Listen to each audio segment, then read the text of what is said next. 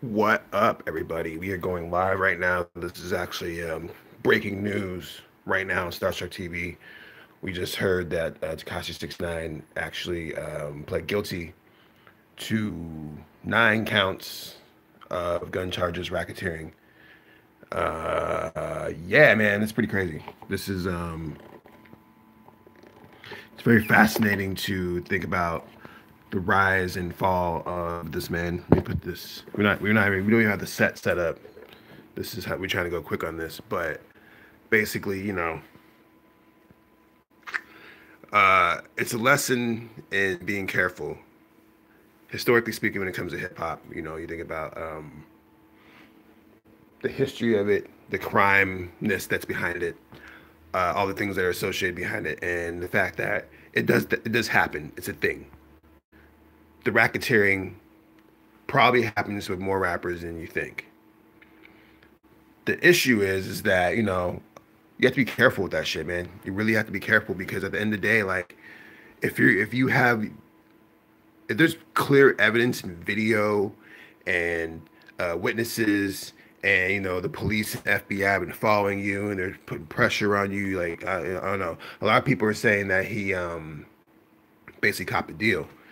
I don't really know the details. Obviously, I don't think anybody does except for the people who were involved in the trial. And it's sad because his rise was so meteoric. He really kind of changed social media and the game for what it was. And now that he's gone, there's a big void. And it looks like he's been going the way for a very long time. I think that at the end of the day, just gotta be careful, man. I don't really know how to look at the comments on here. Okay, you see that? There we go. All right. Um, yeah, you just gotta be careful because he's probably gonna be going to prison for a very long time. Even if he cops a deal, I don't know. I don't know what the minimum is for a racketeering charge. Maybe someone could chime in on that. But if he did plead guilty and this is true information, then it's expected to be at least several years behind bars. Uh, I'm pretty sure that he was trying to cop a deal. Last time I heard before all this, that he was trying to cop a deal to get on house arrest. Um, I know that he has a really strange lawyering team. That's lawyering. I said lawyering behind him, but this is kind of a sad day in my opinion because at the end of the day, as much I was iffy on the music. I'll be real about it. It was really iffy on the music when it came to his rollout and his style and all that. But I really admired his energy and how he came out and how he trolled the internet, and kept it real and talked all the shit in interviews. And but on the behind the scenes, he was apparently doing some really nefarious stuff. And as I said earlier on in the video, you just have to remember that like you never know who's watching, especially as you get more and more famous and you get more and more popular. And he was 100% independent too, which is like, there was no labels protecting him or telling him that he needed to do this or do that. And it gets to the point where you have to realize that you never know who's watching you, especially with cameras. It's 2019. Like there's cameras everywhere. There's speakers everywhere. There's witnesses. There's people with phones. Like the first reaction these days when things happen, when there's a fight or like any type of nefarious activity. That's the word of the day, by the way, nefarious. Um, it comes down to the first thing that people do is they pull out their phones and they start filming stuff and they put it on Snapchat and they do this and that. So like you're gonna get caught. It's almost guaranteed unless you're that slick. And at the end of the day, like Tekashi 69 does not have the mental capacity to do the shit that he was doing in a way and not get caught. Now this isn't a TV show. This is a real life, and um, the FBI, they don't really fuck around with these rappers. I think when it comes down to him and like Bobby Shmurda and basically all these rappers right now, like they're trying to make a message. They want to let you know that we are watching your every single move. We do care where your money goes and this and that. But at the end of the day, at least you got the album out, right? Like at least the album got out. At least he said he did that, and he was able to work with like people like Kanye West and Nicki Minaj and Scott Storch and do all this incredible stuff. And hopefully, like when he comes out of jail, he will come out and keep it going, because you don't want to stop that energy. And I think that people like really want to see. I mean, at least I do. I want to see everybody win. I'm the type of dude that wants to see everybody win. This is not about like, oh yeah, Tekashi 6ix9ine's down, yeah, yay for hip hop. I'm not on that wave. Like, it makes me sad to know that like he had to do what he had to do, and now he's gonna be probably going to prison for a very long time. Despite me not really enjoying a lot of his music, it is what it is. But like in the day, like you have to really understand that like, we want to see people win, and this is an L for hip hop, because this just proves that no matter how energetic you are, no matter how powerful you think you are, there's always going to be something powerful that's going to take you down. In this case, it was the FBI. Look at these comments real quick. I don't see how he gets sentences for any less than 10 years. Damn, is it really 10 years? Is that the minimum on that? That's crazy. That's a long ass time, man. Like, and what hell? He's like 20 years old, 21 years old. I don't even know how old. I should probably look. But that's a long ass time, man. Like pretty much his entire like young adulthood is like gone at the peak of his career. Just, I mean, we don't know what the deal is. Obviously, I have to go read the details. This is a live stream, so I'm not in front of my computer right now. But we're just trying to catch the wave. But yeah, at the end of the day, like, shout out to his family, shout out to his people, shout out to his team, because at the end of the day, like, there's an infrastructure here in the sense that when you're Tekashi 6ix9ine and you're in the position that you were in, there were people eating off of him, and there was a circle around him that were, being provided by. And like when you go to jail, that all goes away. So there's people hurting from that. And as far as him, he's too young. I think it's too young for people to be going to jail. But if you're out here doing wild shit, what else can you be? What else are you supposed to be doing? You know what I'm saying? Like, I don't know. What do you guys think? I think at the end of the day, I'm gonna pray for his family. And you get what you get. You have to understand that everybody's watching you. Everybody's watching you. I'm watching you. Like, I'm not the feds, but I'm watching you. Everybody's watching you, man. Like, the way that he came onto the scene and fucking skyrocketed, everybody had eyes on him. And maybe he just thought that he was living in his own bubble or something, but I just don't understand why he felt like it almost felt like he was invincible. That he felt that he was invincible. That he felt that no one could touch him, because he was going 9 for 9 on the billboards, and like everything that like was thrown in his direction, he kind of bounced off him, from him getting kidnapped, which I don't know if that's a real thing or not. From all his beefs and interactions that he had on the internet, like, I think it was like a hubris thing to be rolling with your people, coming out as an independent artist, completely crushing the game and just destroying it, and then people being like, oh no, F that dude, screw him, we don't like him, and then but still being successful, and then getting more and more successful. That goes straight to your head.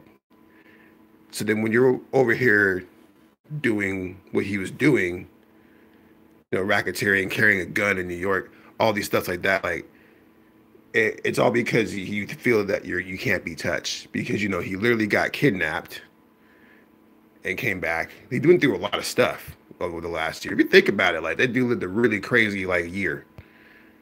His year was wild. One of the craziest years in hip hop history. Arguably the craziest year ever for an artist in hip hop history. And I think that's what I'm gonna subtitle this video, because that's pretty insane. From him hitting the scene, from the trolling to the beats to the rappers that co-signed him, to the rappers to the way that he took over social media, and then he went to jail. That is insane. I don't know. I really don't have much else to say right now. I just wanted to give you guys a live report. Once again, Tekashi 6ix9ine has pled guilty to 9 counts. Dude in the comments, shout out to What's your name, dude? Let me look at you real quick. Jamar Donahue, who says 10 years. I don't have to look up the facts on that. I guess I could do that right now. This is a live stream. So let's go over here real quick to the Fact Center, which is currently TMZ, because they're the ones who actually broke the news, and see if we can get a couple of updates here for you guys who are still watching this video. Okay, let's see. Drugs, guns, and racketeering. And he pled guilty to all but one of 9 counts. That's 8 counts. And he is, the feds referred to a video of him on camera offering a $30,000 bounty to someone to shoot Chief Keef's cousin, which is exactly what I was talking about earlier on in this video, where it's like, you know, rappers out here are doing goon stuff. Goon stuff be happening. But the thing is that you don't be talking about goon stuff. You don't be making videos. You don't be putting evidence out there for people to like hold on to and be like, oh yeah, play it for the jury. It's like that Boondock skit where they're like, oh, play it for the jury, play it for the jury. Exactly what the situation is. Like, people need to be careful, man, and this is exactly what I'm talking about. Let's look up the minimum sentence for racketeering real quick, just to confirm Jamar's statement. Minimum racketeering.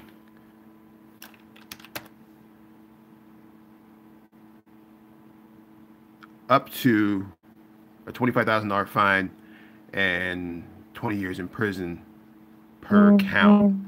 I don't have an individual count list. This news just broke literally about, I don't know, what, 10 minutes ago, 20 minutes ago? So, but yeah, he was hit with the RICO.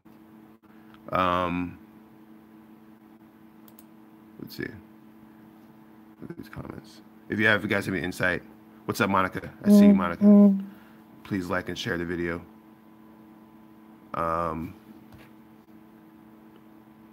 Let's see here. Yeah. So, you know, if it's multiple counts, yeah, you're right. He would get at least 10 years. That's crazy. That's crazy. Let's see.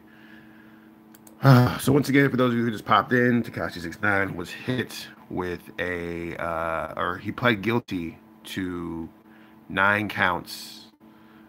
8 counts out of 9 of charges that include racketeering, gun charges, and drug charges. We're giving you a live stream of my thoughts and views. We're not going to keep this going for much longer because we want to make a more official video and get you guys out and get that information out there properly.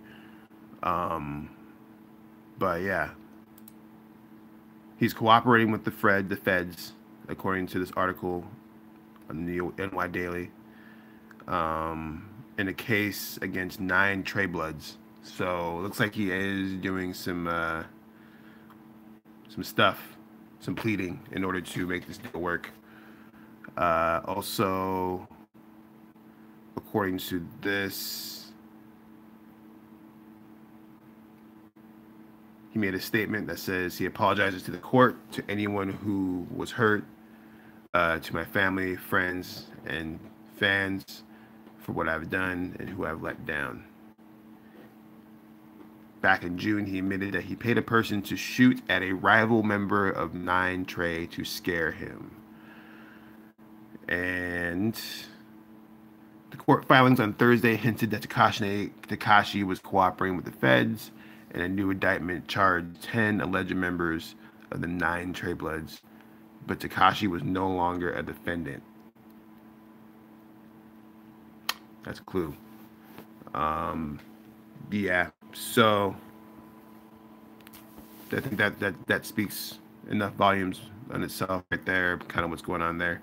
It's apparently clear that Tekashi 69 is copping a deal, kind of turning on his peoples. I'm not really sure. I don't want to say that, but that seems to be what the situation is. That he will be cooperating with the feds in order to,